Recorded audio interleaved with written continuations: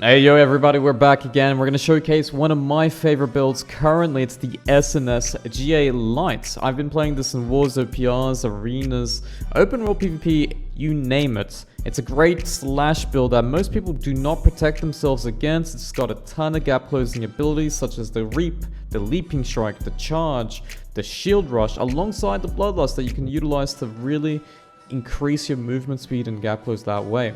But on top of that as well, amazing tracking coming from the SNS, as you can see. Really nice combinations using half heavy empowerments into Shield Rush. If they escape, you Reap or you Leaping Strike after them. It's got just an abundance of combinations here. Now, stat-wise, this is the ultimate damage stat-wise you can go for. 350 strength perk will allow your abilities as well as your last chain to do more damage, 10% more damage to be exact. The 100 dex perk will also give you a 5% bonus damage when your stam is not full. And 150 con is kind of like the baseline of, well, not getting one-shotted, I guess.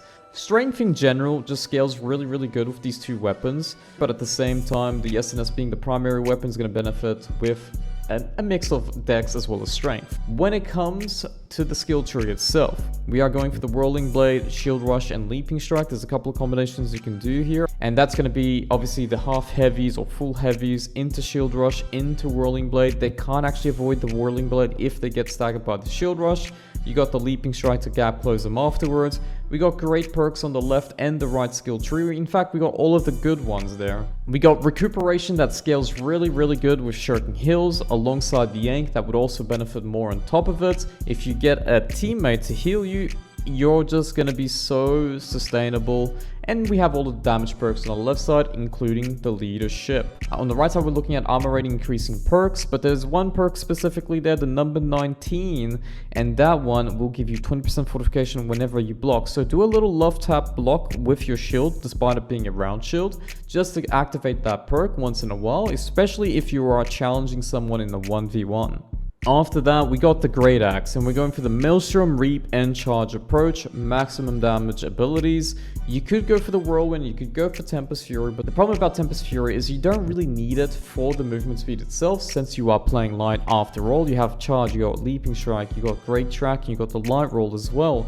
So we are just going to fundamentally look at damage abilities. Maelstrom can also be used defensively, don't get me wrong. You can use it to absorb ranged projectiles, including spells of course, such as the Fireball, but we are activating most of the damage abilities. Charge, right click, Reap to gap close them, as well as slowing them with the Crippling Reap perk if you put it on the gear or on the weapon itself, and a couple of other perks that will give you movement speed and extra damage through crit. Alright, so we're up to the gear, and there's two ways you can go about it. It's either you go for one heavy limb and everything else is light, including the round shield of course, or you can go for 3 medium limbs and everything else light. I actually opted to go for the heavy approach, one heavy limb, which was the Glacial Tarn piece.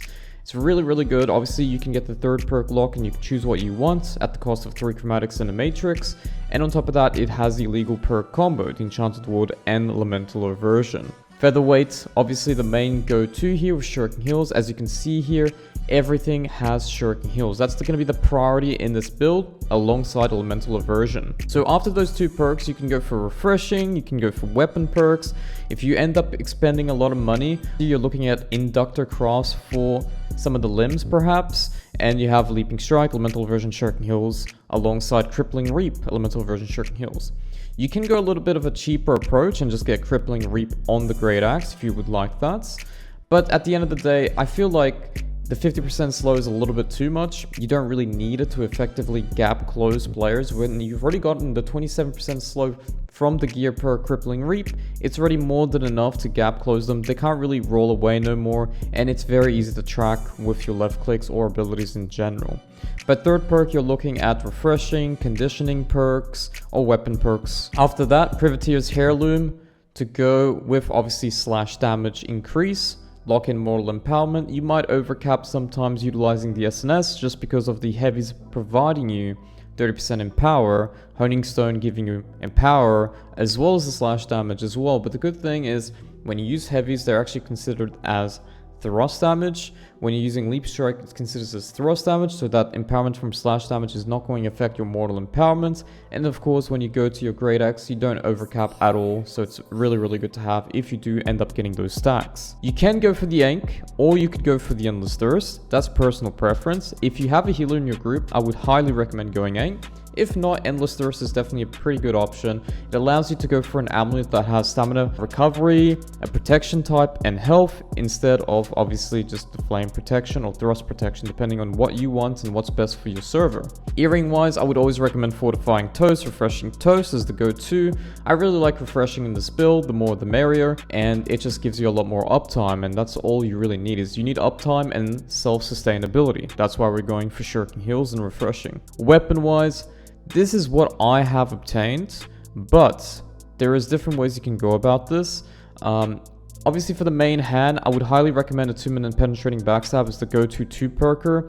3rd perk, if you craft it as a Scarab craft, you're most likely going to get Vicious. That's decent, not bad, not amazing, but not bad at all. I would highly recommend Trenchant Crits or Trenchant Strikes as the 3rd perk. For light builds, I actually recommend Trenchant Crits because you tend to half heavy a lot from their back, and it just does an insane amount of burst damage.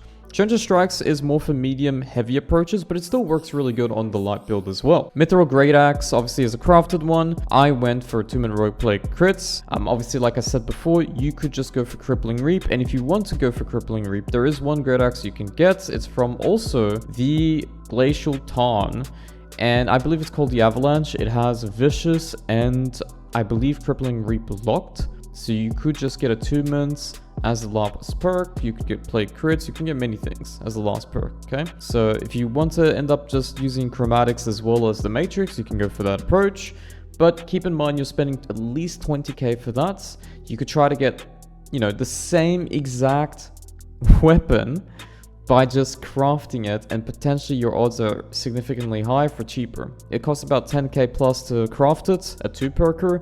3rd perk being Vicious is the highest roll, so you could obviously go for Crippling Reap and Attunements, and you could go for Vicious 3rd perk as the roll, right? Mithril Round Shields, obviously, as you can see, Enchanted Keen Jags is the go-to. You could go for Keen, it's the most damage approach you could go for on a shield. You could go also for Fortifying Shield Rush if you'd prefer that. I would highly recommend it for medium and heavy, of course. But for light, you can actually skip it and end up going Keen, and maybe you can find something on the market that's relatively cheap. Heart Rune wise, we got the Brutal Heart Rune of Grasping Vines, but obviously there's many approaches. I like Stone Form. I think Stone Form is just the most consistent one. If you want kill potential, Vines is great. Even Cannon is pretty good. You could go Dark Ascent and OPRs. It works quite nice as well. But yeah, that's about it for today, guys. I hope you guys enjoyed the light variation of the SNS GA build. We had a ton of fun playing it in wars, OPRs, arenas, open world PvP. There's also the way to play it medium and heavy. There's going to be an uploaded video in the next couple of days. A couple of different variations when it comes to the perks, the artifacts, as well as the weapon choices. But you guys will have to wait for now. Hope you guys enjoyed this variation, and I'll catch you guys in the next one.